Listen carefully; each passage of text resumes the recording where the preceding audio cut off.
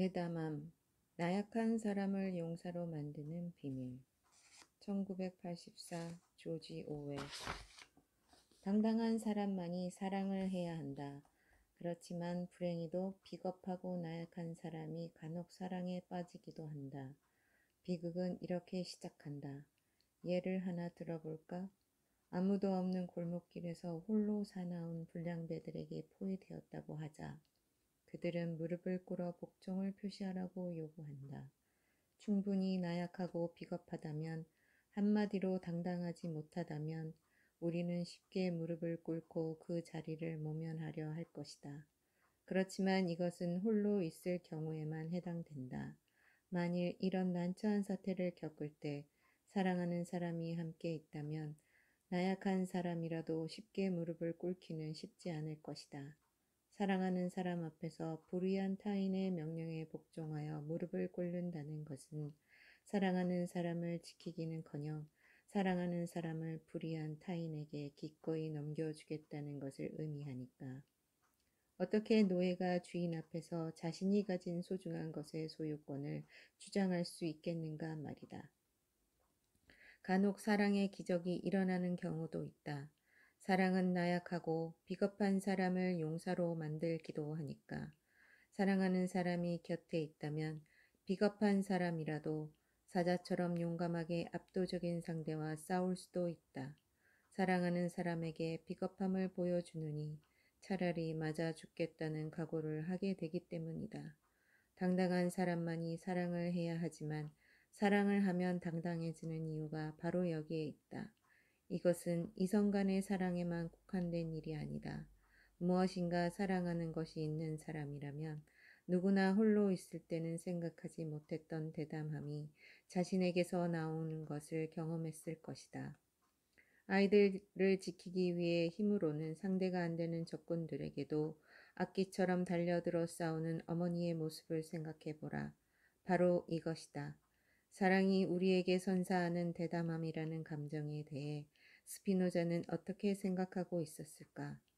대담함이란 동료가 맞서기 두려워하는 위험을 무릅쓰고 어떤 일을 하도록 자극되는 욕망이다. 스피노자 에티카에서. 스피노자의 정의는 지나치게 평범하다. 다른 사람들이라면 맞서기 두려워하는 위험을 기꺼이 무릅쓰는 것이 대담함이라는 것을 모르는 사람이 있을까? 그렇지만 대담함을 일종의 욕망이라고 이야기하는 대목에서 우리는 스피노자의 비범함에 다시 한번 탐복하게 된다. 스피노자에게 욕망이란 기본적으로 기쁨의 증진을 도모하는 작용이기 때문이다. 사랑만큼 살아가는 힘과 기쁨을 증폭시키는 경험이 또 있을까? 조지 오웰이 1984라는 소설에서 모색했던 것도 바로 사랑의 파괴력, 그러니까 압도적인 힘 앞에서도 주눅들지 않는 대담함이라는 감정이었다. 소설의 주인공 윈스터 스미스는 빅브라더는 당신을 보고 있다는 슬로건이 도처에 적혀있는 전체주의 사회에서 살고 있다. 그렇지만 평범한 소시민 윈스턴은 체제에 도전하는 대담함을 키우게 된다. 무엇이 그에게 대담함의 감정을 선사했던 것일까? 바로 줄리아와의 사랑이었다. 빅브라더가 가장 꺼림직하게 생각했던 일이 벌어진 것이다.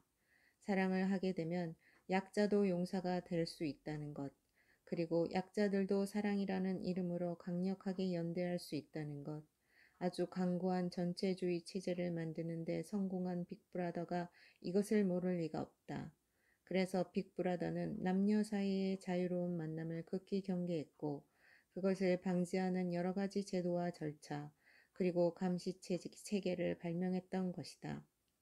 하긴 한 줌도 안 되는 권력이 다수의 사람들을 지배할 수 있는 유일한 방법은 다수 사람들의 연대와 유대를 끊어놓는 것밖에 없다. 회사 부장이 부서 직원들에게 다 덤벼! 라고 외치는 것은 무모한 일이다. 그냥 자기 방에 한 사람씩 불러서 이간질시키는 것이 많은 직원들을 통제하는 가장 좋은 방법이기 때문이다. 그럼에도 불구하고 빅브라더는 인간에게서 사랑의 감정을 완전히 제거할 수 없다. 아무리 전체주의 사회에 살고 있을지라도 인간은 인간이기 때문이다. 1984는 빅브라더가 가장 두려워했던 사랑에 빠진 두 사람의 비극적인 이야기를 담고 있다. 과연 두 사람은 압도적인 권력 앞에서 자신들의 사랑을 지킬 수 있을까? 하지만 그들은 자신한다. 자신들을 힘으로 굴복시킬 수 있어도 자신들의 내면에서 자라난 사랑까지 제거할 수 없을 거라고. 만일 빅브라더의 하수인들이 자신들을 죽일지라도 자기들의 사랑을 없애지는 못할 거라고. 그래서 두 사람 사이의 다음 대화는 너무나 비장하기만 하다. 나는 자백을 말하려는 게 아니야. 자백은 배신이 아니지. 자백을 하든 안 하든 그건 중요하지 않아. 중요한 건 감정이야. 예컨대 그들 때문에 내가 당신을 사랑하지 않게 된다면 그게 진짜 배신이란 얘기지. 줄리아는 그의 말에 곰곰이 생각하는 표정을 지었다. 그렇게 할 수 없을걸요? 줄리아가 단호하게 말했다. 그들이 이해할 수 없는 일이 한 가지 있어요. 그들은 당신이 무엇이든 말하게끔 할 수는 있겠지만 믿게는 할 수 없어요. 당신의 속마음까지 지배할 수는 없으니까요. 그래, 당신 말이 맞아. 사람의 속마음까지 지배할 수는 없지.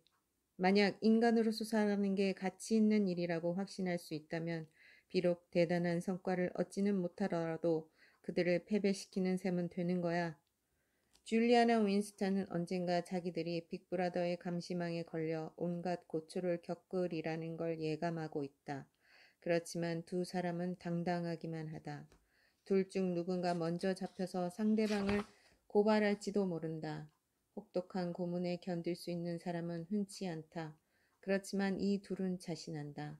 그럼에도 불구하고 둘이 공유했던 사랑만큼은 빅브라더도 어쩌지 못하리라는 사실을 말이다. 아니나 다를까 두 사람은 얼마 지나지 않아 모두 빅브라더의 하수인들에게 잡히고 만다. 그리고 서로 격리된 채 온갖 고문을 당하지만 그들은 살아있을 수 있었다. 왜냐고? 그들은 서로에 대한 사랑을 버리지 않기 때문이다. 결국 빅브라더의 하수인들이 선택할 수 있는 것은 그들에게 서로에 대한 사랑의 감정을 제거하는 일이었다. 그리고 그렇지 않고는 그들을 진정으로 굴복시킬 수 없을 테니까 말이다. 불행히도 소설 1984는 비극적으로 끝난다. 윈스턴이 줄리아에 대한 사랑을 포기하고 빅브라더에 대한 존경을 회복하기 때문이다. 그는 사랑을 배신하고 전체주의에 완전히 투항한 것이다. 한마디로 그는 주인임을 포기하고 노예가 되어버린 것이다. 그래서 소설의 마지막 구절은 극적이기까지 하다. 모든 것은 잘 되었다. 투쟁은 끝이 났다. 그는 자신과의 투쟁에서 승리했다. 그는 빅브라더를 사랑했다. 이렇게 줄리아에 대한 사랑을 배신하는 순간 빅브라더의 하수인이 쓴 총알은 회심의 불빛을 빛내며 윈스턴의 머리를 관통한다. 빅브라더는 기다렸던 것이다. 아직도 사랑을 품고 있는 윈스턴을 죽이는 일은 자신들의 절대 권력에 비하면 너무 하찮은 일이었다. 정말로 아이의 손을 비트는 일처럼 쉬운 일이다. 그렇지만 이런 식으로 윈스턴을 죽인다는 것은 자신의 권력이 미치지 못하는 영역이 있다는 것을 빅브라더 스스로 인정하는 꼴이 된다. 그러니까 기다렸던 것이다. 윈스턴이 스스로 사랑을 배신하고 교살할 때까지. 빅브라더에게 완전히 투항했는데도 윈스턴을 죽여야 하느냐고 투정 부리지는 말자. 어차피 사랑을 배신한 바로 그 순간 윈스턴은 죽은 것에 다름없을 테니까 말이다. 그러니 진정한 비극은 그의 머리에 발사된 총알에 있었던 것이 아니라 줄리아를 배신하고 빅브라더를 사랑한다고 인정하는 그의 체념에 있었다고 할 수 있다. 그렇다. 사랑이 죽으면 대담함이라는 감정, 온갖 불의와 억압에도 당당할 수 있었던 가장 인간적인 감정도 맥없이 사라지기 마련이다. 이것이 바로 1984에서 작가가 우리에게 말하고자 했던 것 아닌가. 사랑을 지켜라. 그렇지 못하면 인간의 모든 고귀한 가치들, 그리고 인간으로서의 자긍심도 무기력해질 테니까. 철학자의 어드바이스. 대담한 사람은 용기가 있는 사람이기도 하다. 그렇지만 용기라는 것이 실제로 존재하는 것은 아니다. 너는 정말 용기가 있어. 이런 표현 때문에 누군가의 내면에 용기라는 것이 마치 실체처럼 있다는 착각이 벌어진다. 번지 점프 때에 올라갔다고 하자 쉽게 점프대 난간에 한 걸음 떼는 사람은 별로 없을 것이다. 바로 이 지점이 중요하다. 이런 번지 점프대와 같은 위기 상황, 그러니까 그 점프대 제일 끝에 서 있을 때 결단의 순간이 찾아온다. 앞으로 한 걸음을 내딛어 창공에 몸을 던질 수도 있고 뒤로 한 걸음 빼서 안전함을 도모할 수도 있다. 대담하게 몸을 창공에 던지는 경우 우리는 용기나 대담성을 가진 사람이라고 이야기하고, 그렇지 않고 뒤로 물러날 때 비겁이나 우유부단함을 가진 사람이라고들 말한다. 그러나 용기가 있어서 뛰어내린 것이 아니라 뛰어내리는 것 자체가 용기일 뿐이고, 비겁해서 뒤로 물러난 것이 아니라 바로 비겁일 뿐이다. 그러니까 이렇게 말해도 좋을 것 같다. 위기 상황에서 그는 번지점프를 하는 것처럼 몸을 던졌다면 지금까지 그는 용기가 있었다고 할 수 있다. 그렇지만 새로운 위기 상황, 바로 지금 이 순간에 과감하지 못하면 과거의 용기란 아무런 의미도 없을 것이다. 바로 이 점이 중요하다. 용기와 비겁은 불변하는 성격과도 같은 것이 아니다. 그러니까 나는 원래 비겁하거나 원래 대담하다는 것은 있을 수 없다. 오직 위기를 감내하려고 할 때에만 용기와 대담함은 빛을 발하기 때문이다. 그러니 아무도 모를 일이다. 내가 번지 점프대에서 서는 것과 같은 위기 상황에서 앞으로 발을 내디딜지 뒤로 물러날지 말이다. 분명한 것은 사랑하는 사람이 있다면 앞으로 발을 내디딜 가능성이 더 커진다는 사실뿐이다.